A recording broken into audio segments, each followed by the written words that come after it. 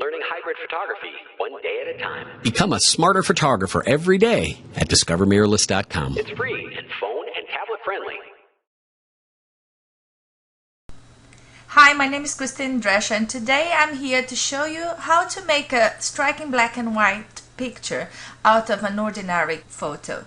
I took this picture with the Lumix GF3 with the lens 42 millimeters with an aperture of 5.6. I'm going to show you the original picture. I'm going to reset here, and it's pretty much a very ordinary picture.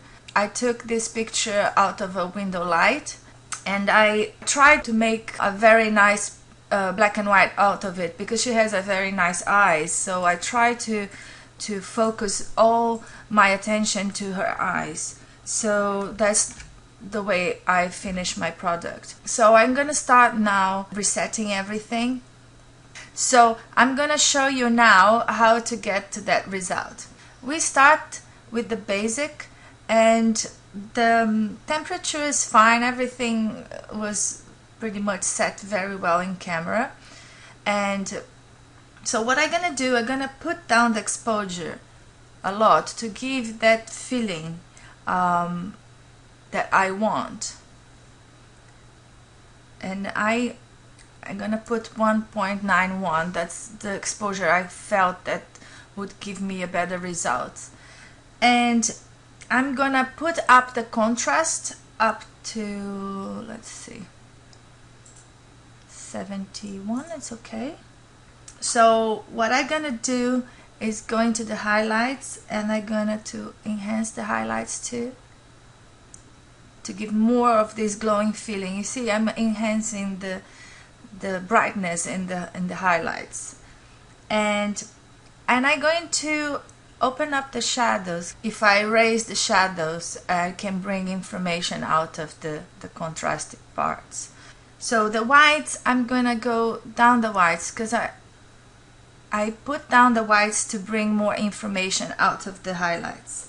So I'm going to put around, let's see, 71 is okay. So I brought the information out of the highlights. I'm going to put the blacks up to bring information on the shadows. If you put it down, you see you get darker. You put up, you bring information on the shadows. So I'm gonna put around 55. So the clarity, I will put down a little bit the clarity, not too much, just to give this smoky feeling around her skin and around the whole picture. Now I'm going to desaturate my image. So I put the vibrance down to, let's say, 62, and the saturation down to 93. I could put all the thing down, but I will like just to bring a little bit of color into but not much, just a little bit. I'm going to go now to the tone curve so we can close this. In here I'm gonna do like a contrasty curve, so I'm gonna put up the lights to let's say 14, not too much, otherwise it's gonna be too contrasty. 20 is okay. And the darks, I'm going to put 10. And now I will not do anything with color of luminance today. I'm going to do split toning.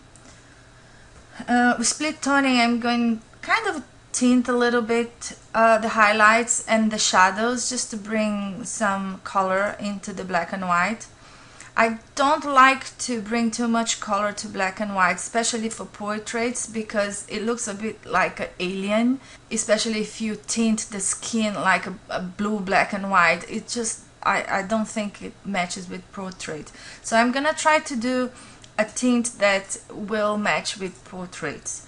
So I'm going to go to the hue here and put 43, and the saturation 6, not too much, just a little bit, just a hint.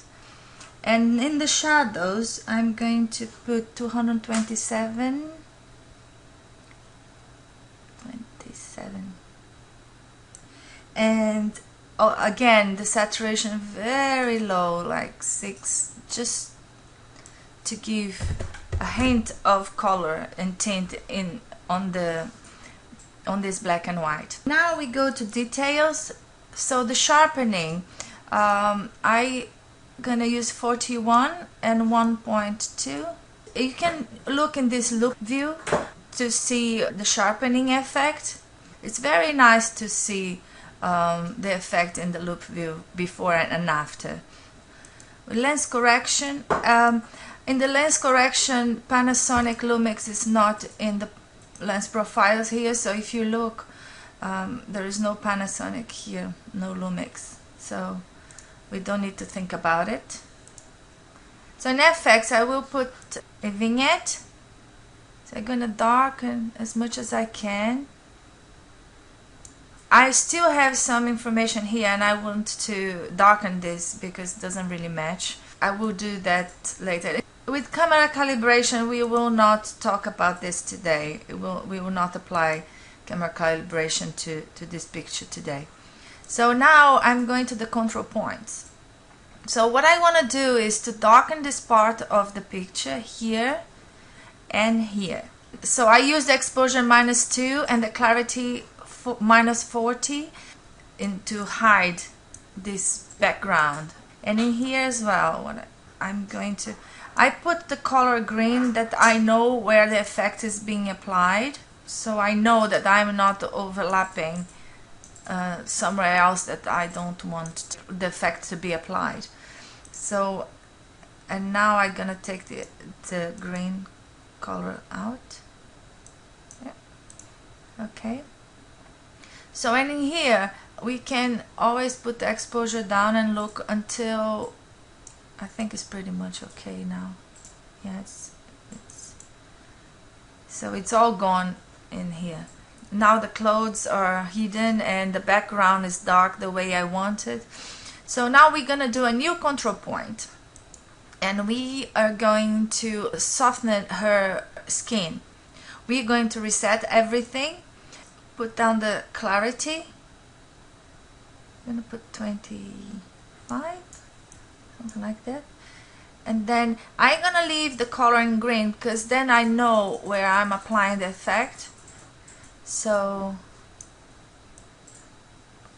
because I don't want the effect to be on the eyes, because I like the eyes to be very defined and sharp.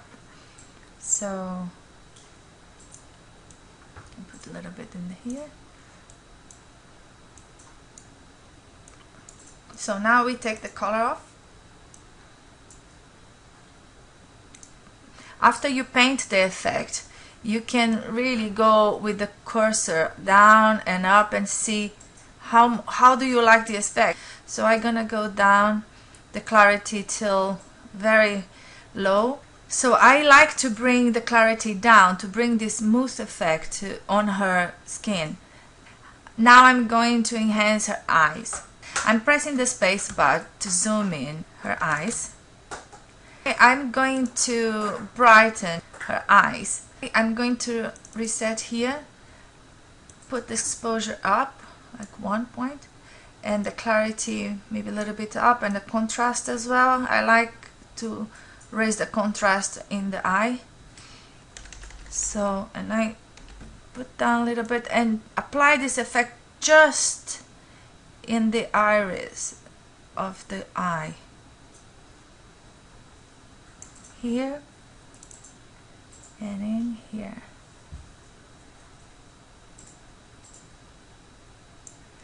So I'm going to take the color off that I know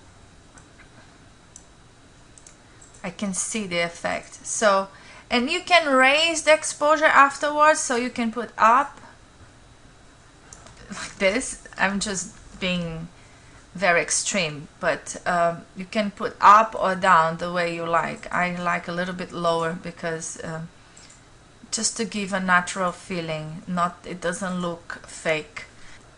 Now I'm going to do a new control point to enhance her eyes.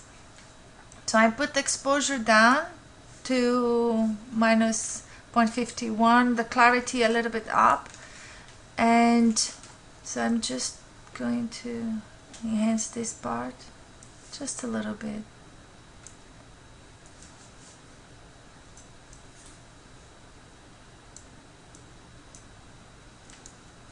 Now I take this green color. Now you can see how we enhance her eyes before and after. So that's it. I hope you enjoyed the tip of this month, and see you next month. Thank you very much. Bye. Learning hybrid photography one day at a time. Become a smarter photographer every day at discovermirrorless.com. It's free and phone and tablet friendly.